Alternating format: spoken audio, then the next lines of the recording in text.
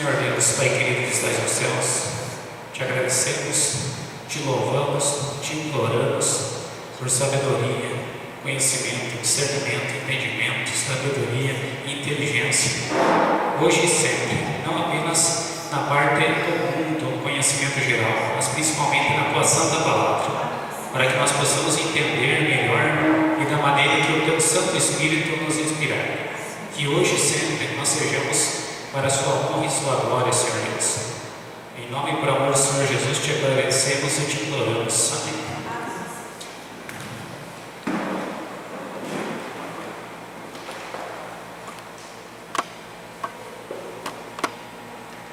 Antes de iniciarmos o capítulo 12, vamos fazer uma breve recapitulação do que nós já vimos nos 11 primeiros capítulos. Capítulo número 1, nós vimos que o povo de Jerusalém, o povo todo de Judá, foi levado cativo para a Babilônia.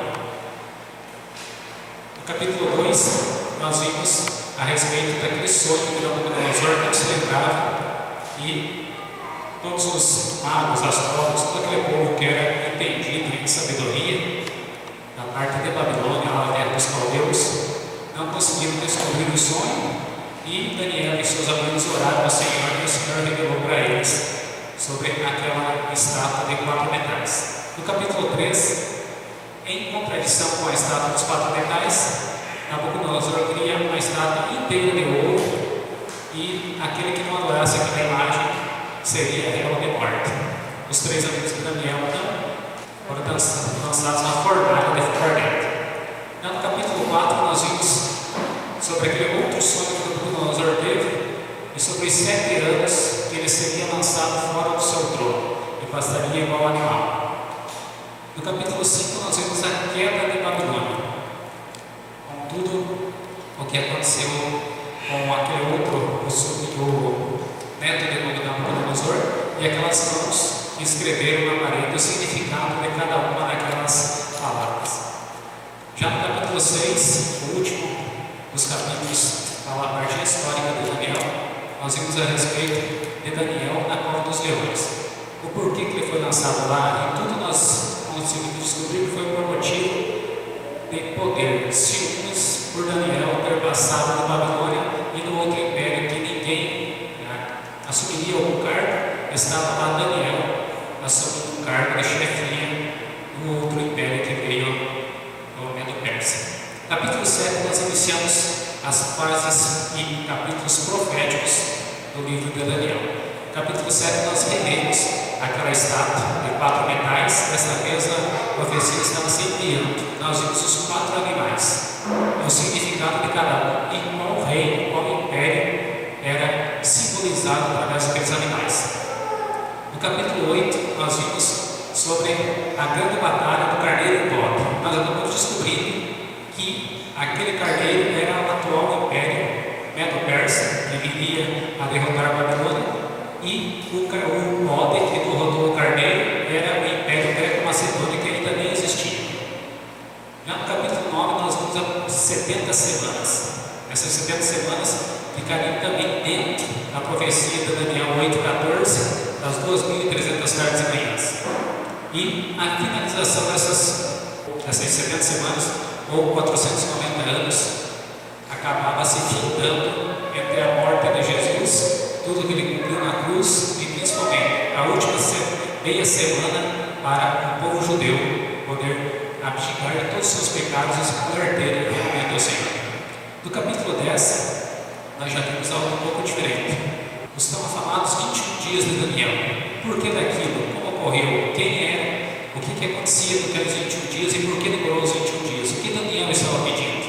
E qual a importância dos 21 dias? E acabamos descobrindo que aqueles 21 dias que demorou toda aquela oração era porque Daniel, segundo os pergaminhos de Jeremias, ele descobriu que 70 anos ficaria o povo judeu lá cativo em Babilônia e retornariam para Jerusalém.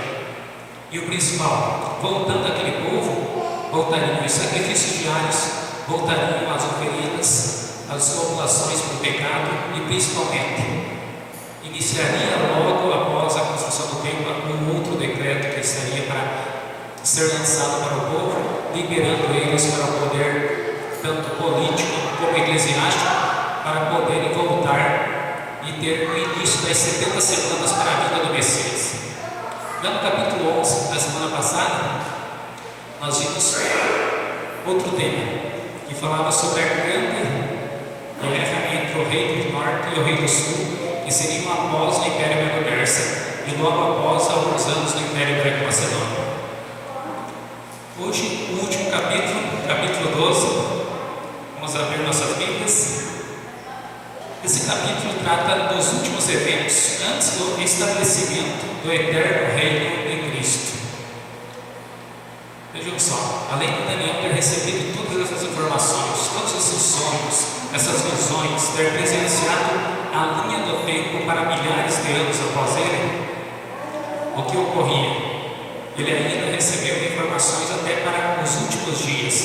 Por isso o seu livro também é um livro conhecido por todos nós como um livro apocalíptico, que fala até do tempo do fim. E quando começou o tempo do fim, como nós vimos em Daniel 8,14, nas explicações do capítulo 8, o tempo do fim se iniciou na década de 40, no ano de 1800. Já vimos todas aquelas informações sobre as 2.300 tardes e manhãs, e hoje eu diria um pouquinho mais, nos aprofundando sobre Mateus 24,15, que nós já vimos também, sobre que é repetido que o próprio Senhor Jesus falou, do abominável na desolação. Versículo 1. Nesse tempo, ou como está na minha Bíblia, naquele tempo se levantará Miguel, o grande príncipe, que se levanta pelos filhos do teu povo. Ou seja, Miguel, como nós sabemos, é Jesus. Como Jesus já veio, cumpriu o que ele deveria cumprir lá na cruz, no Calvário. Qual que é esse tempo que ele se levantará? O grande príncipe Miguel se levanta pelos filhos do teu povo, no tempo do fim, já no seu retorno. E haverá um tempo de angústia, qual nunca houve.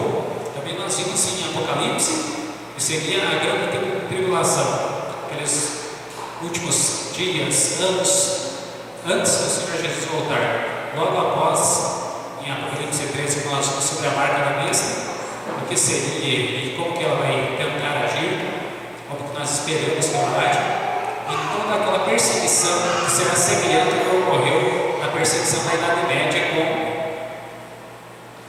a Santa Inquisição. Será algo muito parecido, qual nunca houve, desde que houve nação até aquele tempo.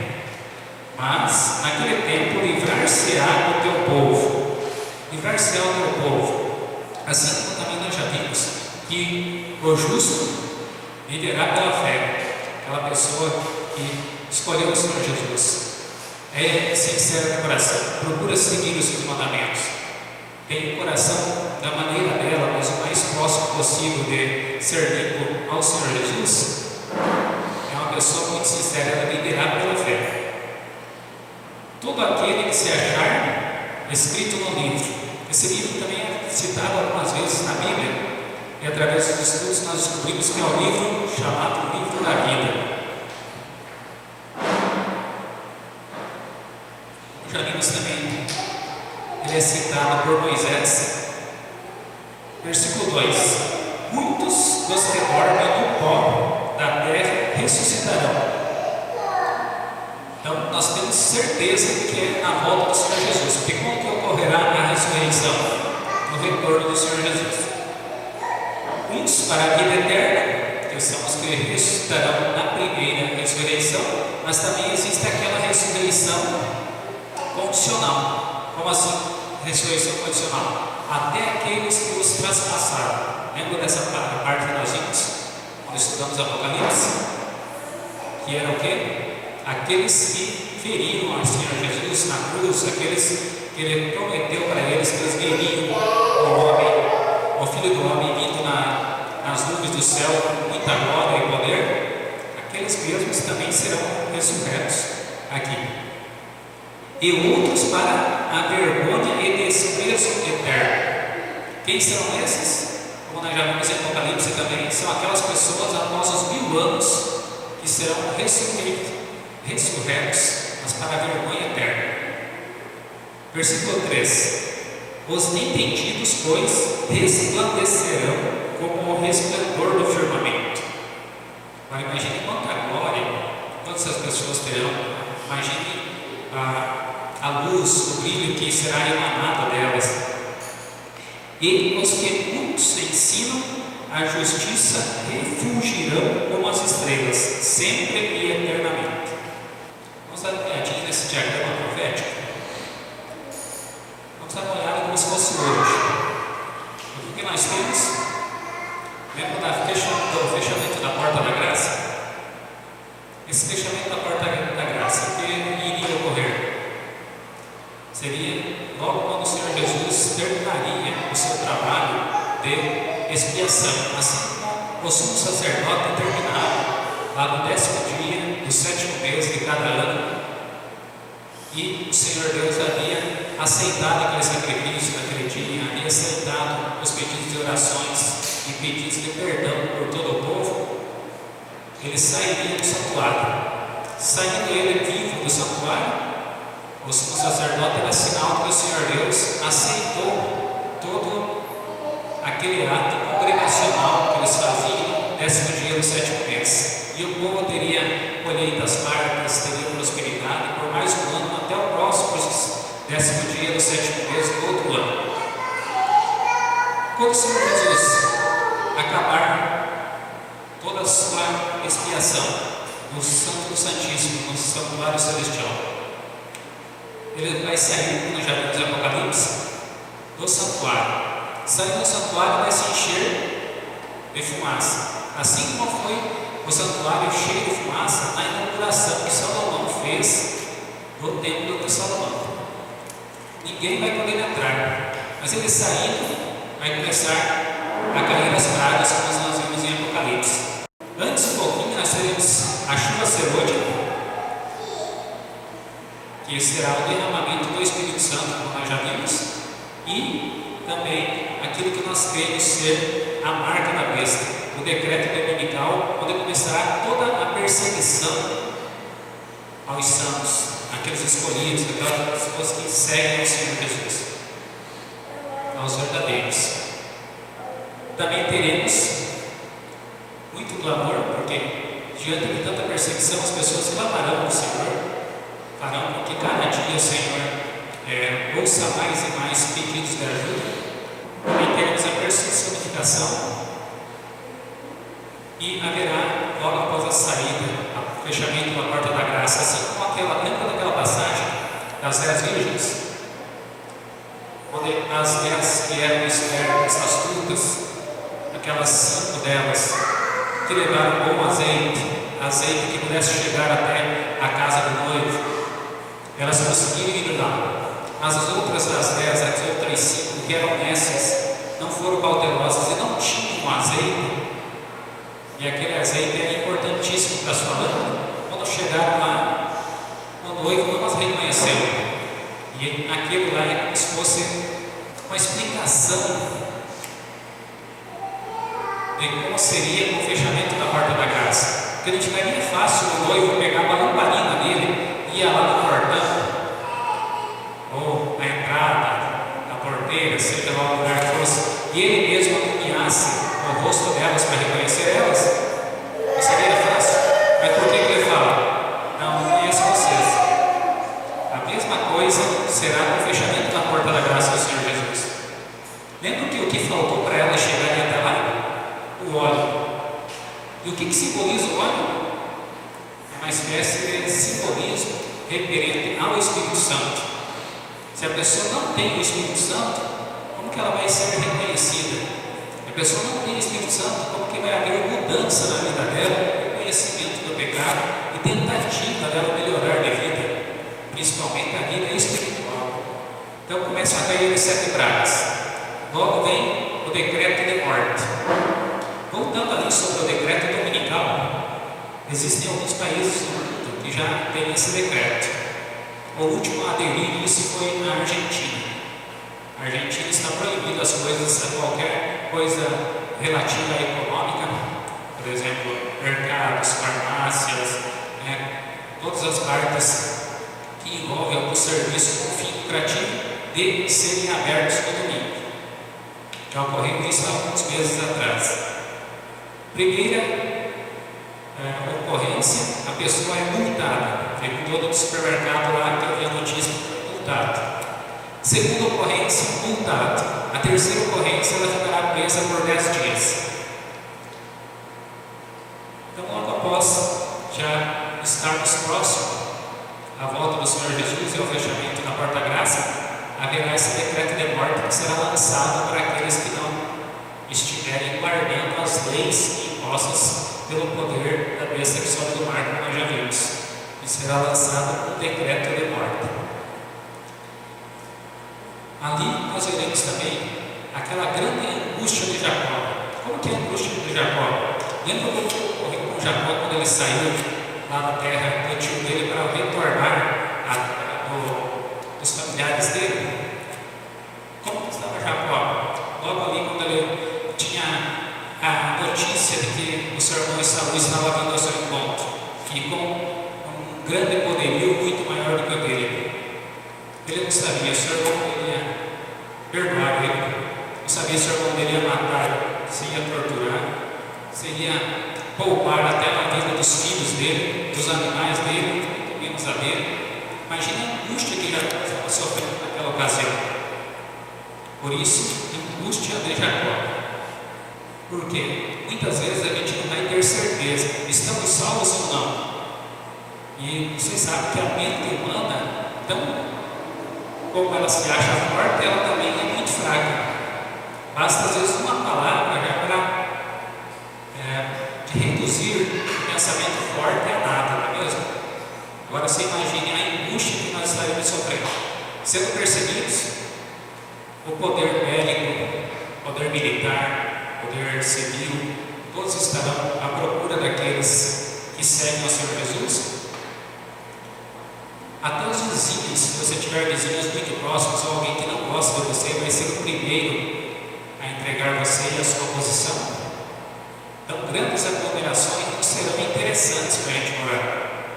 Qual que vai ser a solução? Fazer o que o Senhor Jesus já disse para o povo, tanto servindo para o ano 70, quando foi destruído Jerusalém, como para o tempo do fim, fugir para as montanhas. Logo após, virá o livramento dos salvos, ou seja, o retorno do Senhor Jesus. Nós teremos então a eternidade na nova terra. Mas depois de quando? Depois de 1000 anos, como nós já vimos em Apocalipse, que ficaremos no céu fazendo um julgamento. Não seria um julgamento para dar o veredito, mas sim um julgamento de averiguação, para compreendermos por que o Joãozinho, a Mariazinha, o Pedrinho, o Mariozinho, aqueles irmãos nossos, amigos, conhecidos, parentes, aquelas pessoas que estudaram conosco no ensino fundamental, no ensino médio, por que uns foram salvos e por que outros não foram salvos.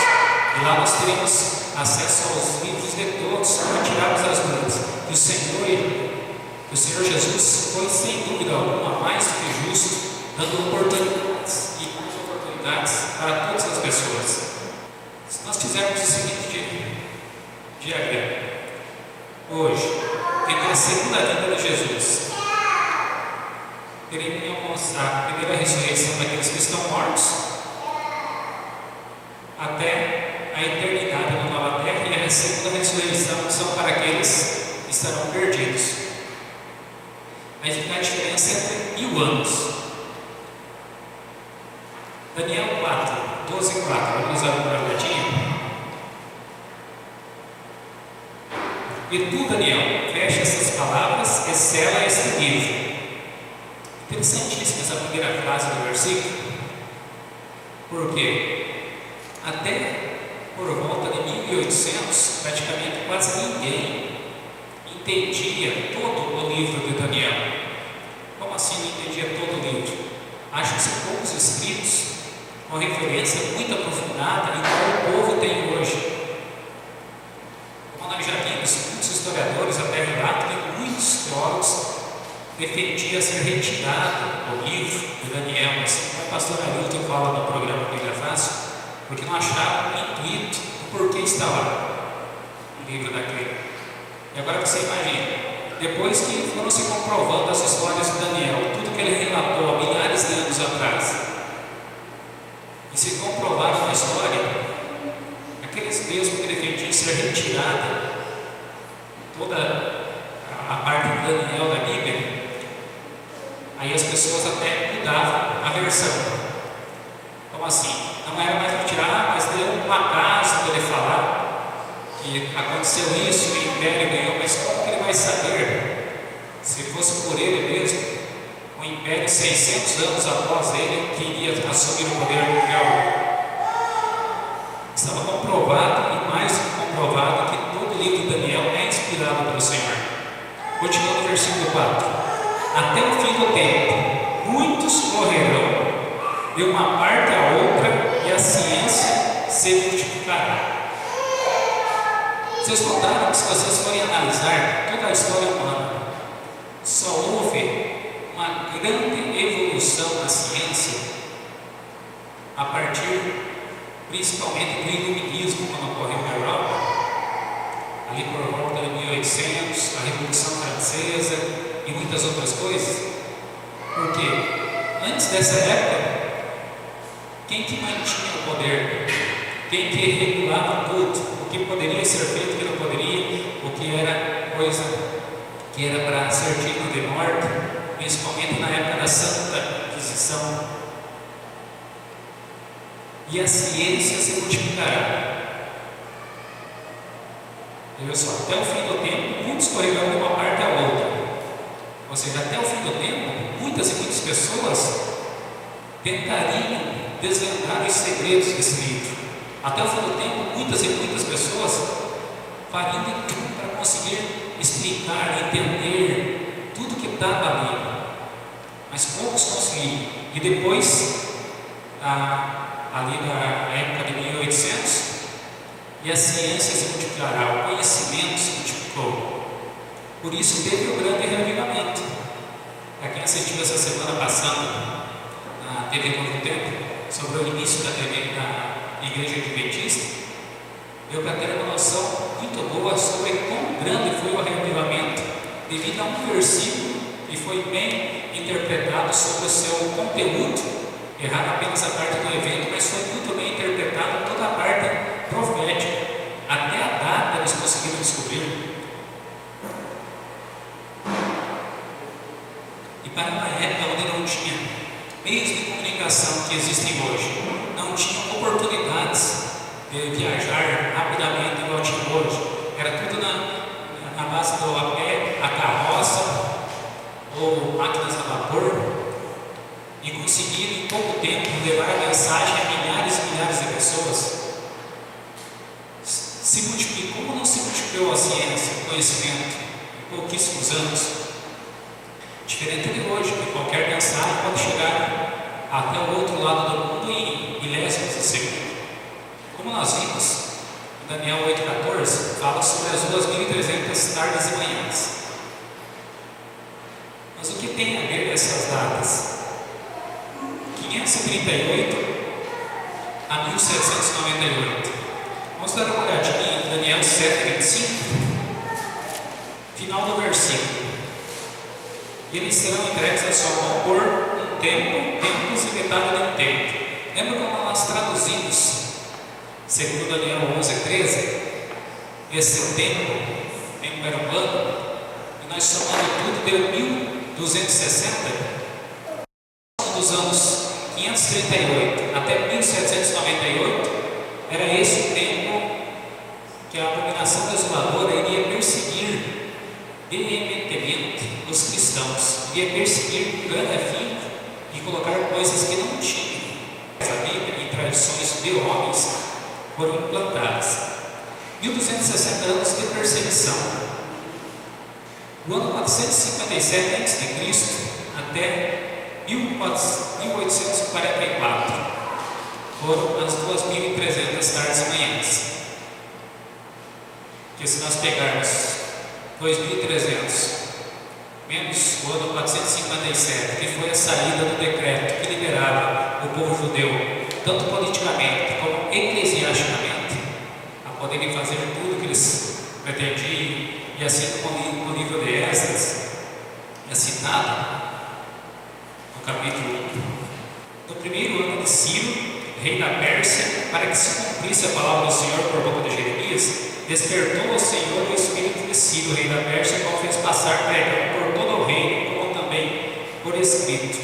E ali ele falava para o povo que estava liberado para voltar a Jerusalém, mas ainda não tinha liberdade total, que até o governador, o próprio Ciro, enviou para Jerusalém.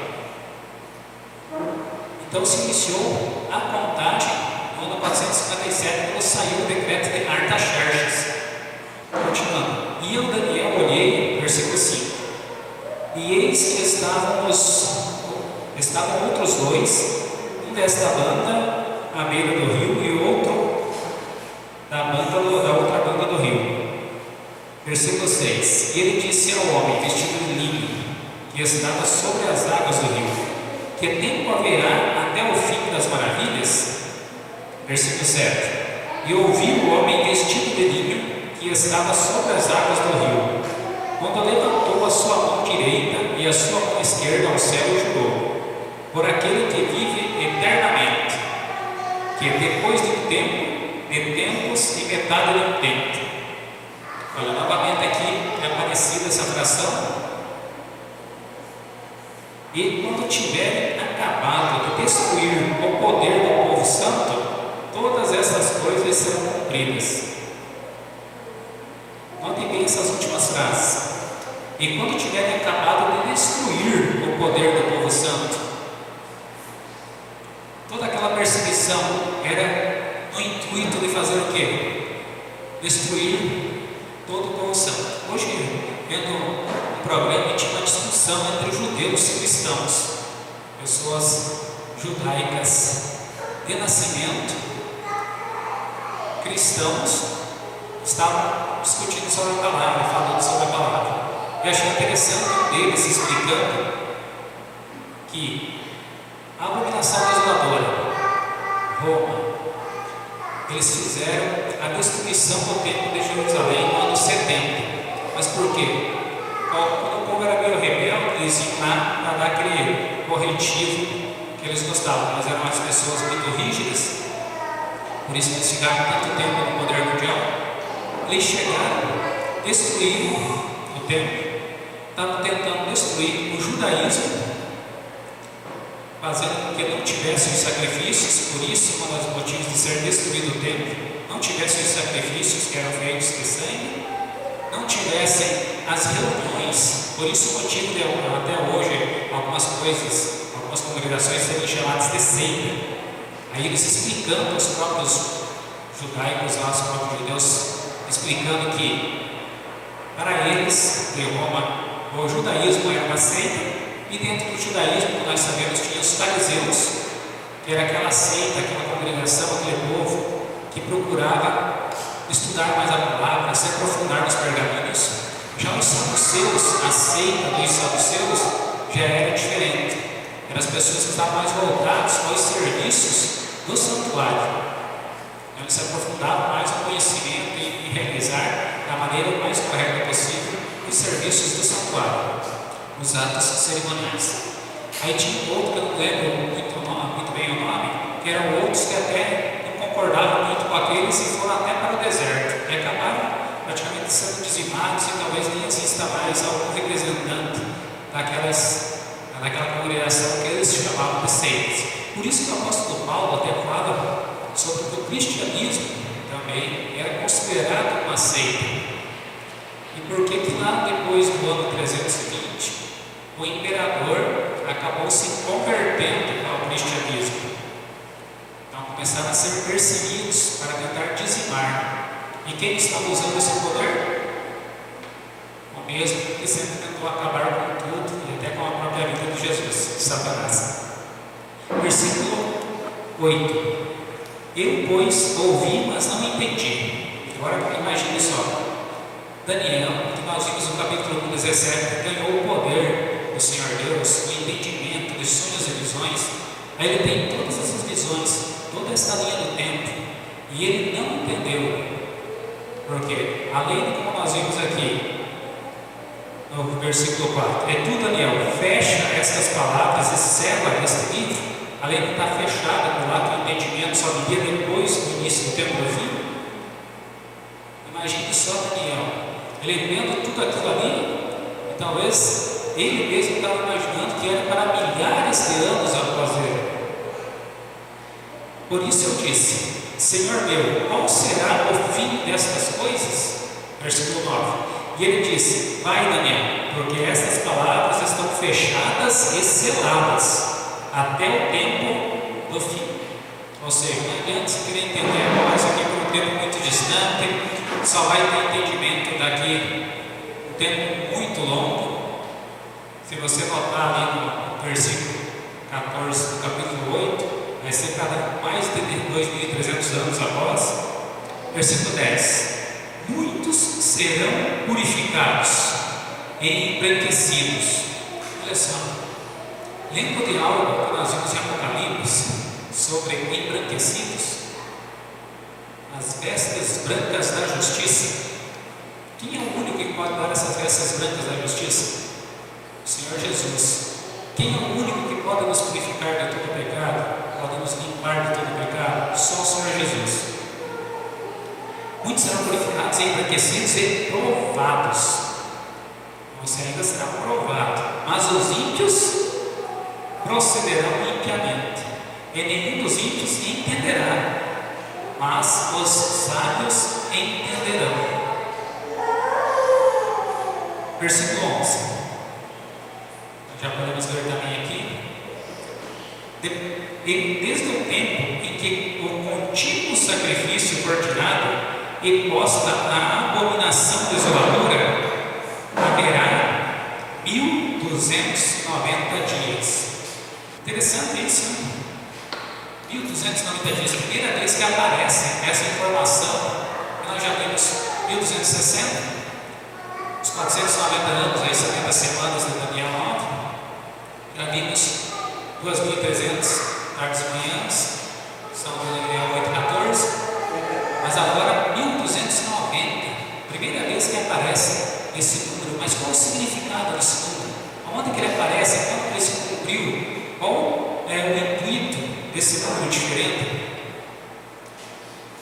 A abominação desoladora, como o Senhor Jesus havia também citado em Mateus 24:15, no ano 508. O que se inicia no ano 508? No ano 508, lembra daquelas 10 tribos bárbaras que nós vimos em capítulo 2 de Daniel, que eram os 10 sardeiros, os 10 dedos da estátua? Também em Daniel 7, como os 10 chifres daquele animal terrível e espantoso. Em 508 foi expulsa a última das daqueles 3 reinos, daquelas 3 pontas, daqueles 3 chifres que eram lançados fora quando nascia o chifre pequeno. Lembra que o chifre pequeno nasceria e no seu nascimento, da onde ele surgiu, ele derrubaria 3 chifres, ou seja, 3 reinos precisavam cair para que ele se fortificasse, para que ele criasse as asas, como a gente fala aqui no interior, deu a asinha, né? Então, em 508 que ocorre? A última tribo bárbara acaba de cair. Vamos os Évolos e os Visigodos. Se eu não me engano, é os Évolos que foi a última tribo bárbara. Essa última tribo bárbara foi em 508. Se você pegar 508 mais 1290, dá quanto? 1798. O que ocorreu em 1798? A besta que estava no mar foi golpeada de morte. 1290 anos, 1798. Continuando ali, versículo 12: bem-aventurado o que espera e chega até 1335 dias. Ou seja, segundo o princípio profético de Tiano, 1335 anos. Ou seja, acima dos 1290, 45 a mais. Nós estamos em 1798, 45 a mais, dá em 1843. O que ocorreu de tão importante em 1843? O fim das 2.300 tardes e manhãs, no dia 22 de outubro. Aqui fica completo o gráfico. A obrigação discipuladora já tem o seu início, já tem a sua afirmação, né?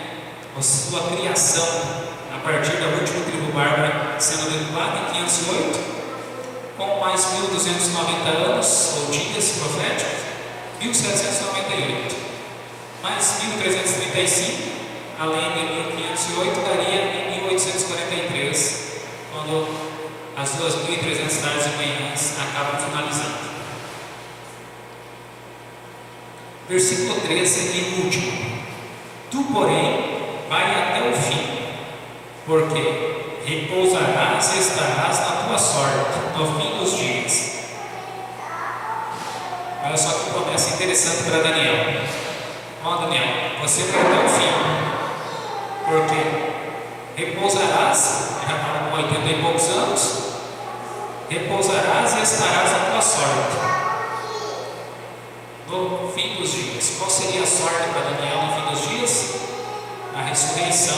Ele seria uma pessoa que teria a ressurreição garantida. Ele seria uma pessoa por ser tão a Deus, e no fim dos dias ele terá a sua ressurreição. Ele verá aquilo se concretizando.